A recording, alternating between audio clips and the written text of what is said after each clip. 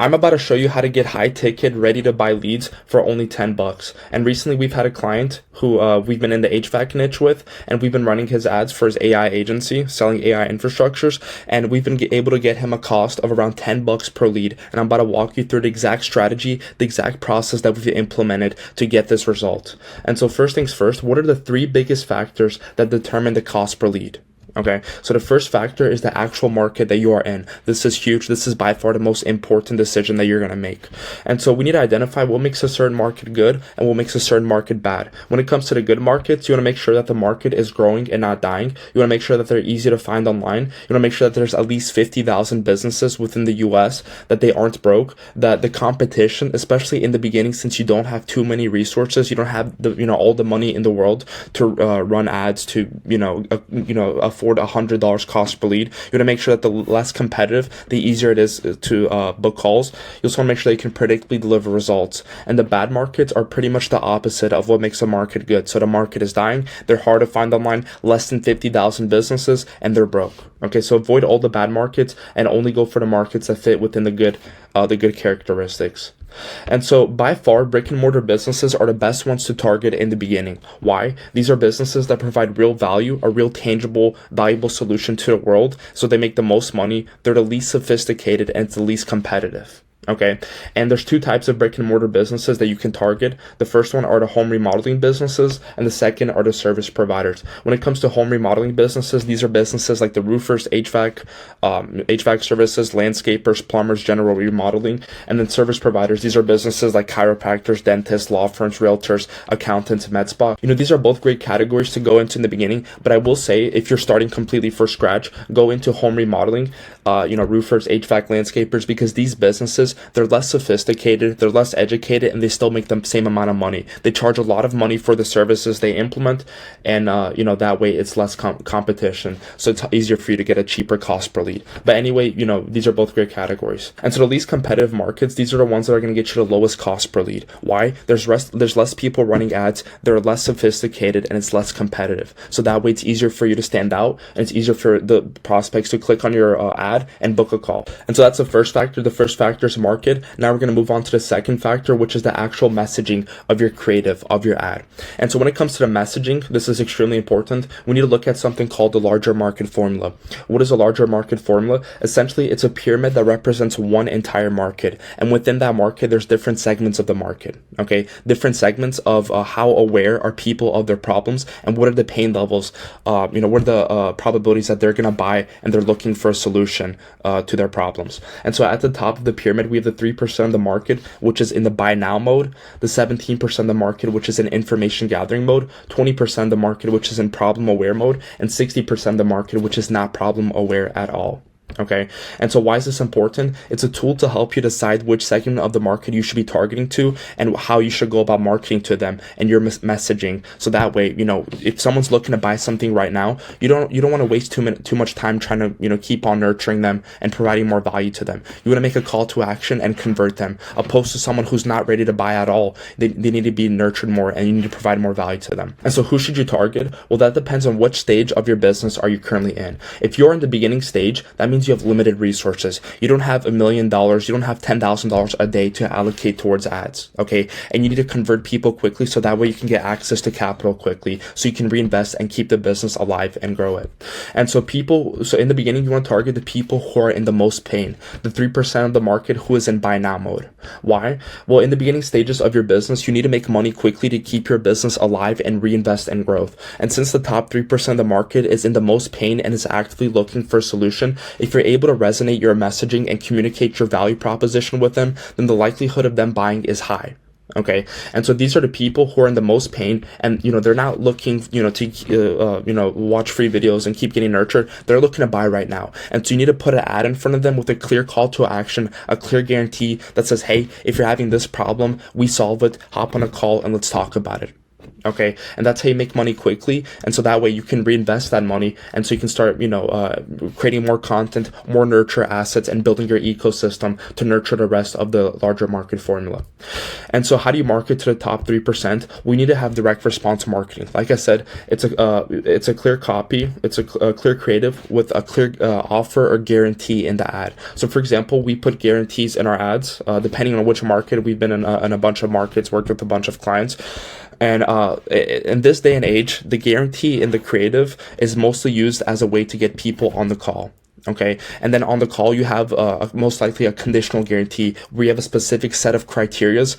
If people meet those criterias, then the guarantee applies to them. If not, then it doesn't apply to them. Okay, so I was going with this strategy, especially for our clients who are in the beginning stages of business and don't have the most money in the world to allocate. This is how we're able to get these types of results, $10 per lead. And these aren't the leads who, most of them, they'll show up to calls. Of course, you're always going to have no-shows, but these are leads who, they have an actual problem that needs to be solved. They have money, they're running a real business, and they're willing to invest if you clearly communicate the value on the call of your solution. Okay, and so putting a clear offer or clear guarantee in your marketing and being conscious of which segment of the market you're targeting, that is exactly how you pick the right strategy and you allocate your resources wisely depending on where you're at in your business. Okay, and so that was the second factor. Now the third factor is the actual creative of the ad. In 2025, testing audiences, different settings, and campaign structures aren't as important as they used to be, mainly because Meta, specifically Facebook, Instagram, Meta's machine learning has gotten so good to the point where you don't have to click a whole bunch of buttons anymore. Their machine learning does all the work. Okay, if you have a clear creative that specifically states who it's for and the offer, they're going to put that ad in front of your desired prospect. Okay, in front of the exact prospect you want it to be in front of. Okay, and so the most important part about your ad is by far the creative. The creative is the video or image aspect of the ad, what your prospects see when they're scrolling through social media. So it's the actual media part of the ad.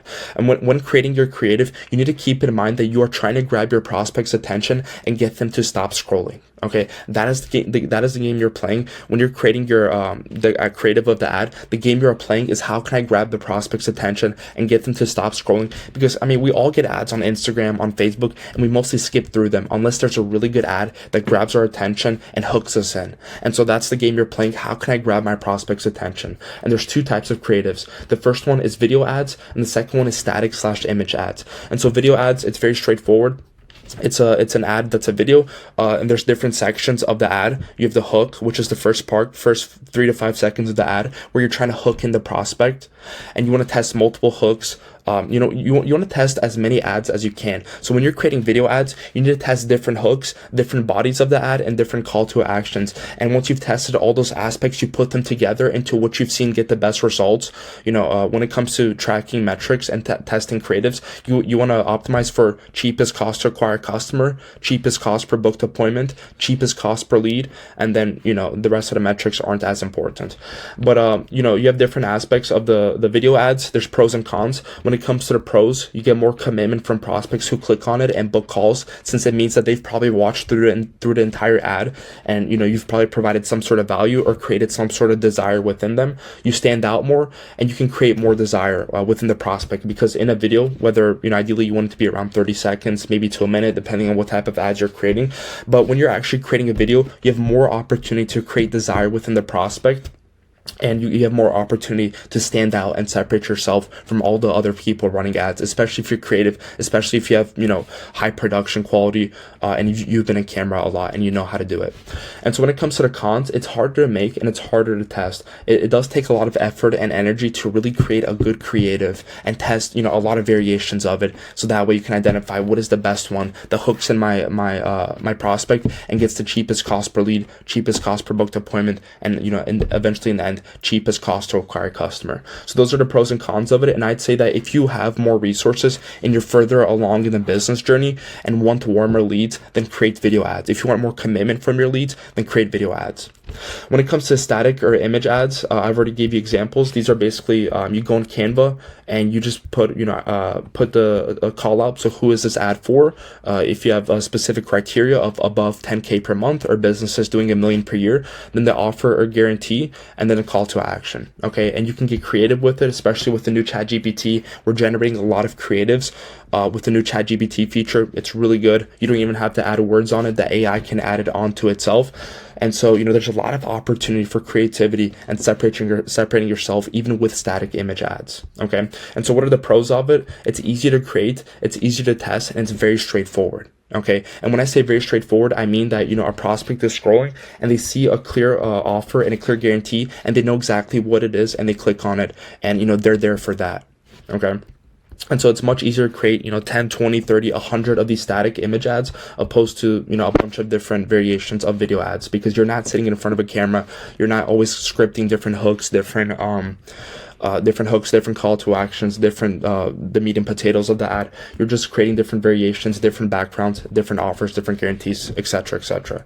And so those are the pros. And the cons is it's less commitment from the prospect opposed to the video ads, and it doesn't stand out as much as video ads. Okay, but I will say that even with these static ads, we are seeing great show up rates, and high quality prospects who are booking calls. They're showing up and they're buying because they have a real problem that needs to be solved. And in the end, you need to communicate your value on the sales call, and that's how you convert them. Okay. And so if you have less resources and want to test ads quicker to get low cost per leads, then create static ads. And that is really all there is when it comes to getting low cost per leads.